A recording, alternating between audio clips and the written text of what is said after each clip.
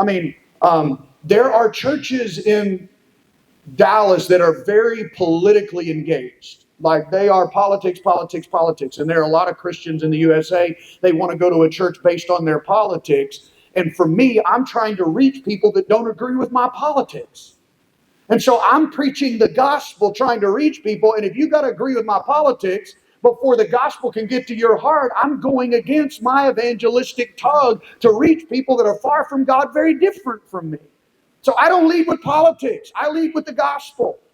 And there are people that come and say, we're looking for a church that's fighting this political agenda. And I say, well, my friend right down the road, he's going to do that for every Sunday. I'm not going to do that here. You're not going to be happy here. So the things you don't celebrate are going to define the culture of your organization. What is and what is not celebrated. Number 3, the personal example of leadership. So is it just talk? Is it just talk, or do the lives of leadership authentically reflect what they say is important? Because if it's authentic, like you live it out, you live it. You embody it. It's not something you came up with at a staff retreat and you wrote on paper and it looks good on a website. It is the core values of your life and you live it out every day when it is authentic in the life of leadership. And it trickles down into the layers of leadership in your organization. The culture, the organization it's going to become contagious, and culture is going to be driven into the organization. One of our core values as a church is extravagant generosity. We live that out. Haley and I have lived that way our entire lives. We've given everything we own away 3 times in our life. The last time was 2015 and restarted our lives over 3 times. Emptied checking accounts, retirement accounts, banking accounts, gave our home away. Everything 3 times. So when I get up and preach about extravagant generosity, it's not about a book I read from somebody else. It's a life we live. The people know that. There's an authentic contagion to extravagant generosity. And I'm not the only one. It's embodied in the heart of our organization. And when leadership lives it, and it's who they are, it gets pressed down into the organization. And number 4 is language.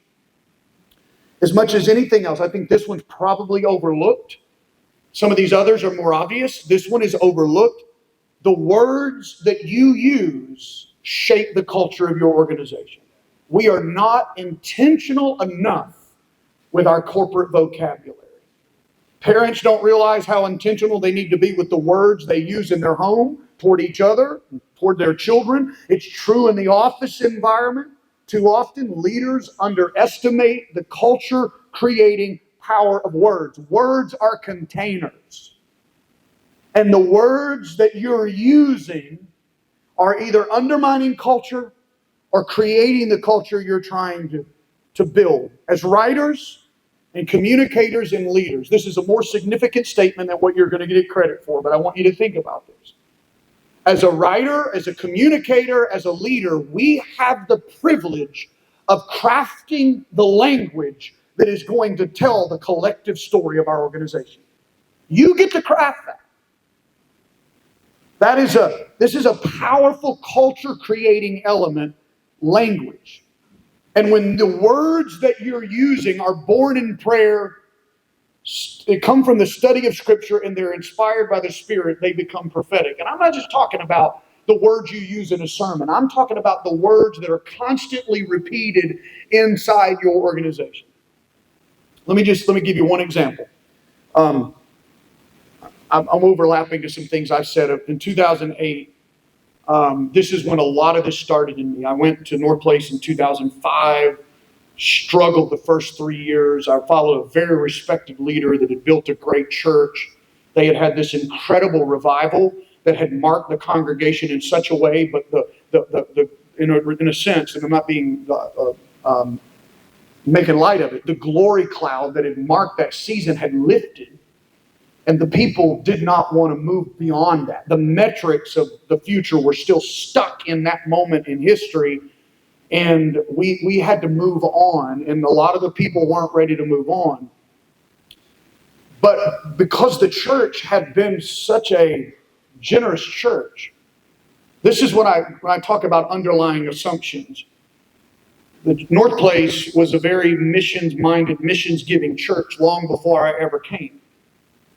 So when I sat down with the board and we're talking through if this, me becoming their pastor, if there was an alignment here between corporate mission, vision, strategy, culture, and mine, there was a checkbox like generosity, missions, evangelism, all the things, like check, check, check, check. That's when I realized the power of underlying assumptions, because all the words can match. But it's the underlying assumptions that we've got to unearth to figure out if there's alignment here. And what I realized is they said they were evangelistic and they were mission-minded. What they meant is they gave a lot of money to missions. They were not missional. They gave a lot of money to missions. So basically what I realized is we're hiring out the call to evangelism. And we get plaques every year at district council so we don't feel like we have to walk across the street to tell anybody about Jesus. Because we hired out that thing to somebody else. So there was not a missional heart. I'll tell you, if the doors of North Place Church would have closed in 2008, the community around it may not have missed its existence, but a lot of Assemblies of God missionaries would have cried. I want to build a church that if for some reason the doors of our church closed, our neighbors would weep because they miss the impact that we have had on their lives. So we started creating words that describe that vision. We don't talk about global vision anymore. Acts 1:8 is Jerusalem, Judea, Samaria, and to the uttermost parts of the earth. You know what? That's not global. That's not local. That's glocal. It's both. It takes two wings to fly an airplane, and we started building a strategy. So in 2008, God told me, I want more than your money. I want you. That's what he told me to tell the church. I want more than your money. I want you. And there were three things he asked us to do. Number one, guys, I'm not following the script very well, but this is on the bottom, page 9. Raise our evangelistic risk, increase our compassion outreach, and take responsibility for our own spiritual formation. These were our goals in 2008. Raise our evangelistic risk. We've got to get out of our comfort zone and realize you cannot hire missional focus because you send a lot of money to missionaries. The question is, who are your neighbors? Do you know your barista? Are you interacting with people? Do you care about lost people in your own backyard? Okay.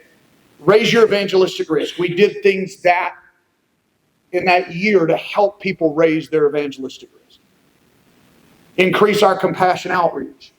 We started partnering with organizations in our community to engage our community in creative ways, to give our people the opportunity to serve on mission without having to get on a plane and go to the other side of the world. Serve on mission in your own zip code. We wanted the people to get a heart for their neighbors.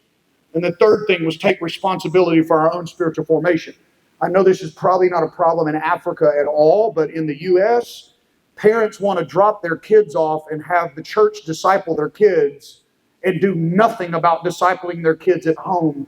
And I just told the church, we're not going to build a church of followers anymore. We're going to build a church of leaders. You can't give me your kids for an hour a week and expect us to build world changers. We're going to have to start resourcing you.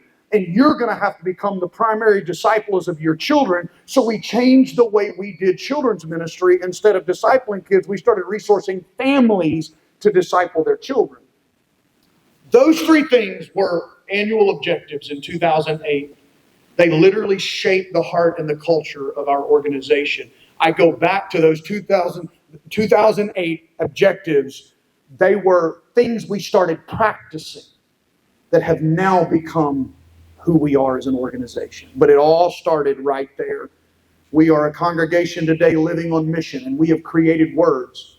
If you go ask somebody in the lobby of our church, what does North Place do? They're going to tell you, we go after forgotten people in forgotten places, and we invite the uninvited. That's what we do. That's why we have ministries to the orphan, to the prisoner, to the widow, to the last, the least. We want the ones nobody else wants, because God said, if you'll go after the ones nobody wants, I'll send you the ones everybody wants.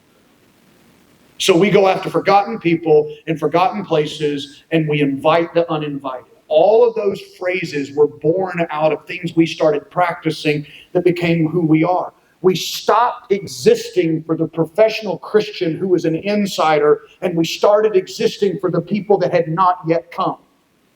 And we created a word for them. We call them the sought. That's what they are. There are a lot of words. You go to church conferences and you hear people talking evangelism, they throw out all these words. Pre-believer. There's all kinds of things to describe people far from God. Pagan, heathen, pre-believer. You got all these. They're seekers. There are all these things. We created a word called the sought. That's what they are. They are being pursued by God for relationship, and that's what we ought to be doing in bringing the sought into relationship with God. And we exist for the sought.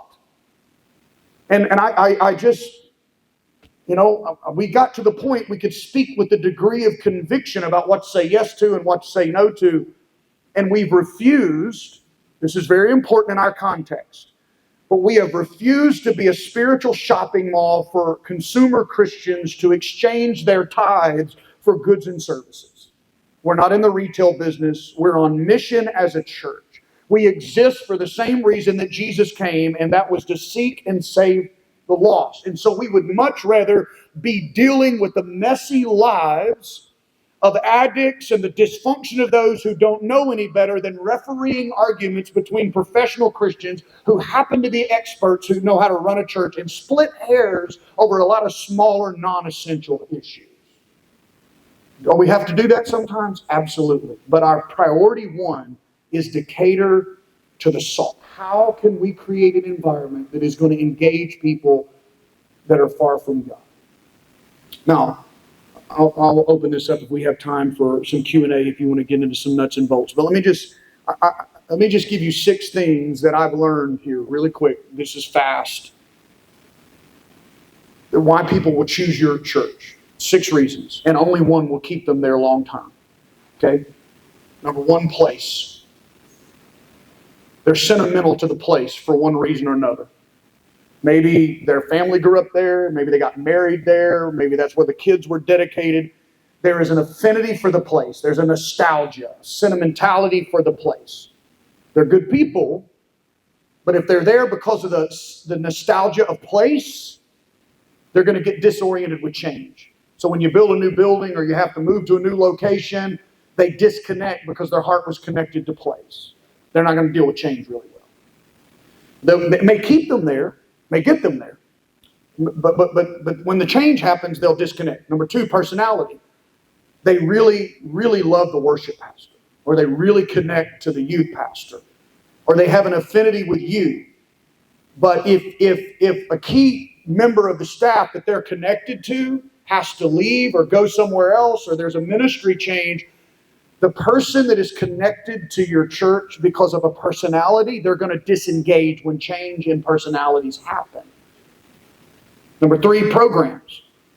They're there because they love what you offer in this specific ministry area. And if you have to do away with the program because of a season has ended on the life of that program, they're going to up and pull away. Programs, there's nothing wrong with place bringing people in. There's nothing wrong with somebody being connected to the personality. There's nothing wrong with somebody being driven because of a ministry program. But the moment something happens with the things that got them there, they're out. Another one is people.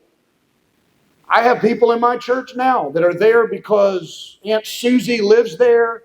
She's a young adult that got transferred there for her job, and she shows up every week to sit beside Aunt Susie, and her only connection is to Aunt Susie. And if something happens and Aunt Susie moves, she's not coming back to church until there is a reason to connect beyond place, personality, program, or people. When change happens, they disconnect. 5th is position. The loneliest person in your church is the person that was on a leadership role and they're no longer in that leadership role anymore and they don't know what to do with themselves. Maybe it's a board member that rotated off or somebody that was in a key level of decision-making power. They are connected because of a position, and if the position changes, they disengage. The 6th one is the only thing that keeps people engaged through change, and that's passion. It's the culture of the organization. There is a clear sense of why the organization exists, why our family is here, why I'm a part of this place. And when somebody is there because of the heart and the passion and the culture of the organization, place can change, personality can change, programs can change, people can come and go, positions can rise and fall. But when I'm connected to the organization with a clear sense of why, I know who we are, and that's why we're on this journey, those people will last with you through it all. You got to get them connected to the culture of the organization. So, that's creation, cultivation, and contention for culture. Pastor Randy, does this end at noon? Okay. Let me just is there one question? One or two questions about this? Anybody? Anybody want to ask anything? I have staff in here that can correct me if I'm wrong. They know this at a different layer than I do. Anybody? Yes, sir.